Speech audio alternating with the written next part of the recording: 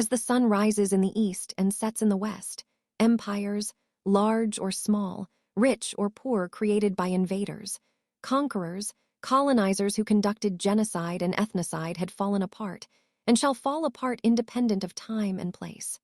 That is what history teaches to those who are in a position to learn from it. Thus, it is not a question of how, but when that one of the poorest predatory barbarian Habesha, Amhara and Tigre mainly, the contemporary Ethiopian empire that was created during the scramble for Africa as an extension of the European colonial project, shall fall apart. Europe is the second smallest and the most resourceless of all the continents in the world. There were some coals, nothing more. Therefore, all what she needed, and still needs, to develop, to survive, to fulfill her voracious needs had to, or must, come from abroad at gun point. It explains, in a somewhat macabre manner, the brutality of, and genocides committed by the Europeans who went out into the world to acquire land, resources and wealth which were in turn shipped back to develop Europe, and by extension the USA, 𝗬𝗍𝗃𝗃, 2005. They were also the most known continent that conducted internal, within her geographical boundaries, and external, via seas and ocean, genocides, killing and physical annihilation, and ethnocide, systematic destruction or elimination of otherness in human history. The external genocide and ethnocide that Europe conducted can be categorized into direct military invasions and colonization beyond her geographical boundaries via seas and oceans, and the indirect act were conducted by creating quasi-states, artificial boundaries, as an extend arm of her colonial mission. She provided modern industrialized war machineries, finance, advice, training, just almost all what was his need to the local rival warlords, bandits from whom she can benefit and can accomplish the dirty jobs, elimination of the natives, from their own soil and colonial settlement. She safeguarded and still do her demarcation she designed for herself and by herself. At this junction of history, Europe was matured in her mindset to dive the world according to her invention, what is called race, and found her perfect mirror image in Africa, the Habeshas, and gave the name Abyssinia as a product of her extend right arm European colonial project in geographical Horn of Africa. Similar to Europe, Abyssinia is also one of the most resourceless, primitive region in the Horn of Africa, as people adage the key found its lock. Indeed, the only difference being the geographical location of Abyssinia and Europe and the sources of the mythology and fable. Abyssinia is geographically located in Africa without doubt, but the vital portion is not the location but her myth, fable that is outside of Africa. Professor 𝗂𝗂𝗃𝗃 hit the nail on the head by saying, being in and out of Africa and further exploration of her duality in his publication by Journal of Black Studies in 2009. The mythology and fable Habeshas, as their name is self-explanatory, was based on the Zionist ideology that comes from Western Asia. Know as Middle East first come to Alexandria, known as Egypt by the Greeks indeed, and later to the Habeshas, but she denies the fact and claims to be the direct descendants of Solomon, who begat Saba as a result a son called Menelik, the tribe of Judah more pompously, the lion of the tribe of Jdh. Elect of God, born in Africa to rule those who has no Jew's blood flowing in their arteries. The analogy of European colonialists' myth of socio-political schizophrenia and neurosis she invented, whiteness, superior, civilized, religious, and furthermore God obligated them to travel via seas and ocean to civilize the uncivilized world, the barbarian world. The aphorism of assaults connoted to Africa as a dark continent, waiting for Europe to bring her light, a hopeless continent waiting Europe to bring her a hope, uncivilized people waiting Europe to civilize. She brought with her disseminated what she destined to witness on her own soil, what was called the divide and rule, as known the 3 Cs, conquer, colonize, Christianize, and finally plunder everything she found on her way, the whole, and deployed all means possible, from missionary indeed mercenaries, military and artillers to their cliental quasi-state like Abyssinia. The term she invented, race and racism, one of the worst evil myth, a societal cancer that human being has faced on this planet that we know today, was as one of the effective tools she systematically implemented in covert or in overt and operats in the world she shaped, and we are in it, and with it. Apropos Europe and civilization. As an Oromo 𝗂𝗵𝗂𝗃 𝗂𝗺𝗃𝗃 when translated truth and morning become light through time. In fact, half of the world's civilization recorded in human history was accomplished before anyone in Europe could read or write. For instance, the first public schools established in Britain was Winchester in 1382. At the last quarter of the 18th century, about 80% the European population is illiterate, yet prepared to bring civilization to the world. It's worth to note that the purpose of all these mythological politicized jingoism had only one objective, nothing more or less, and that was territorial acquisition, resource exploitation, plundering, by eliminating the autochthonous people, terra nullies, land as it was empty wherever their footprints were left on this planet, and resettled with her own people, and created a settler colony of her own that in most case criminalistes, prisoners in their own home. The beginning of extermination policy case of European colonizers 𝗤𝗿𝗄𝗃 that left its scars in human history, the ingenues North America's population, who was called Indians, a misnomer that was adopted from the first slave dealer named Colonial Columbus, to whom the world was a parallelogram, and North America was Indian subcontinent, and Cuba was Japan accredited as discoverer, of course, by settlers. The natives aborigines of Australia and Tasmania, and from mid-15th century that led to over 4 centuries of transatlantic chattel slavery that modified itself to partitioning of Africa and colonization.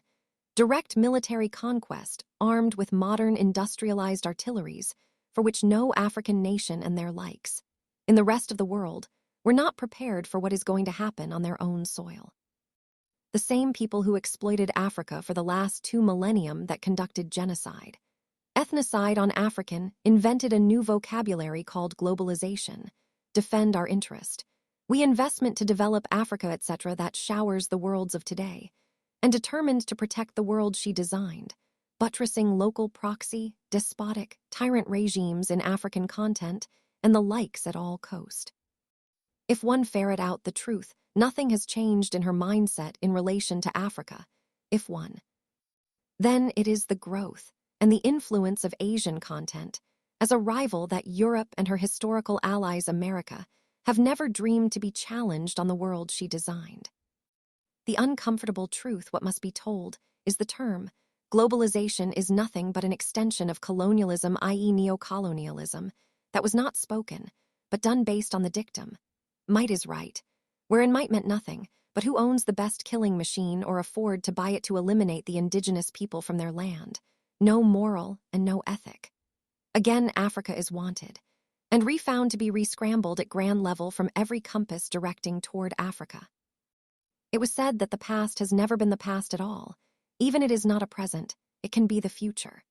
For instance, the objective of the recent visit of U.S. President to Africa was mainly not what was spoken, delivered for the screen, but it was an attempt to regain her lost prestige she held after First and Second World War in the 20th century, and gradual shifted to Asia, mainly China, following the old Europe.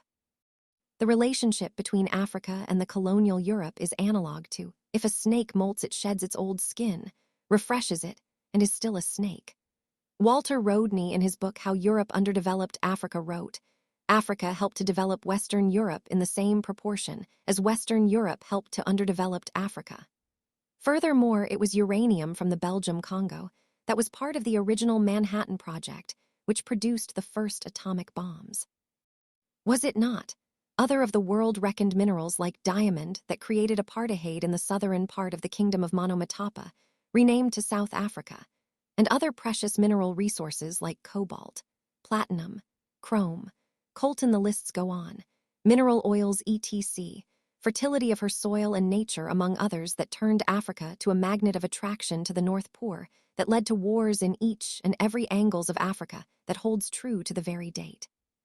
Congo Free State, Southwest Africa, Namibia, Rhodesia, and the clientelist-dependent predatory Abyssinians, Amhara and Tigre mainly, eliminated and still do the autochthonous people in the Horn of Africa, the Oromos, the Sidamas, the Ogadenians, the Afars, the Gambellas, the Benshangals. just to note some among other about 100 folk groups on their own soil, and incarcerated in the prison house called Ethiopia, buttressed by the Europeans and USA, since she was created and maintained to the very date, and called it a justifiable extermination. In fact, no invader, colonizer won without waging war on the history and culture, the indigenous people, because history is the jugular veins and Achilles tendon of the people. It is history and culture, identity, what makes human a human, and the fact why all invaders, colonizers, genociders, and ethnociders primarily waged war on it. What must be told must be told. The crystallized truth is that no human being on this planet invaded the others to civilize them in human history, and led to chattel slavery, to colonialism, to apartheid and elimination of the indigenous people on Earth. To avoid intra-European clashes, killing butchered each authors by colonial rivals inside Europe and on foreign soil, via seas and oceans in the past, wherever their interests overlaps, for instance, such as 𝗵𝗵𝗺𝗃 and France, historical rivals, as it was the case by their forefathers, as long as her history is concerned. Now, it was crucial for her to come together in one place and by drawing an artificial lines within the participants of partition, and a creation of a dependent extended local client empires, where her interests overlaps in her image, to control and influence the conquered colonial territory, and as point of departure for further colonial territorial expansion from the near. And Abyssinian is one of its results. Now the arguments she made on paper signed in conference halls must be deployed on African soil. Africa in the mind of European and their aliens via seas and oceans, the indeed was terra nullius, and is still, if we are honest to ourselves, African the cradle of humanity and civilization must test and face the real face of Europe, and USA their product Abyssinian. Scrambling for Africa by European colonizers and their extended arm Abyssinia. As a gate to 3 continents, most specifically to Africa, first the Red Sea and its coasts played and still plays a great geopolitical and economical role in the world. European colonizers computed to gain a foothold on the islands around Red Sea as a transit to hinterland. France bought Obock, northern shore of the Gulf of Tadjoura, Djibouti, in 1862, and later on established small administrative center as a point of departure for colonial expansion dream to build railway to join Djibouti, eastern coast of the African continent to Dakar, Senegal, to West Africa. Britain established imperial station in known as Aden settlement in 1839, from where she garrisoned the so-called British Somaliland, and occupied Cairo in 1882, Cape Town, South Africa in 1806. More importantly, the role of the river Nile 𝗗𝗏𝗃 the father, or Mormor in Oromo language, and river 𝗵𝗵𝗃, ancient Egypt Meduneter, or hieroglyphics language, renamed to River Nile by foreigners. Kemet means the land of blacks whose gods were also symbolized, and painted black a color of divine. Nile is the father of African rivers and the longest river in the world, and the first great civilization of the world. The Nile Valley civilization rose for over 3,000 years. The Greeks, credited with European civilization, were the first to learn about the Nile civilization that led Europe to River Nile sources, discovery. Fiber about 3 decades before Berlin's conferences of 1884-1885's Scrambling for Africa. The importance of colonizing the valley by European rivals reported in Robinson and Gallagher. British officials said to French diplomats in the 1890s, "Take all what you want in Africa, provided that you keep off the valley of the Nile." Europe was found in great economic crises after intra-European civil wars of Austro-Prussian in 1866, Franco-Prussian in 1871, and searching for turfs beyond seas and oceans, where Africa and Asia were their measure target. By cynically formalizing the scramble for Africa and its resource by European and North American, powers the Berlin Conference in the year 1884-1885, whose seeds were sown and catalyzed by the German leader Otto Bismarck. An autocrat known as the Iron Chancellor in folks' mouth, consolidated the balkanization of Africa for imperialist exploitation, and cemented the basis for Africa for being the most atomized, exploited, and economically underdeveloped continent on the planet. Thus, it is not a question of how, but when that one of the poorest predatory barbarian Habesha, Amhara and Tigre mainly. The contemporary Ethiopian empire that was created during the scramble for Africa as an extension of the European colonial project shall fall apart.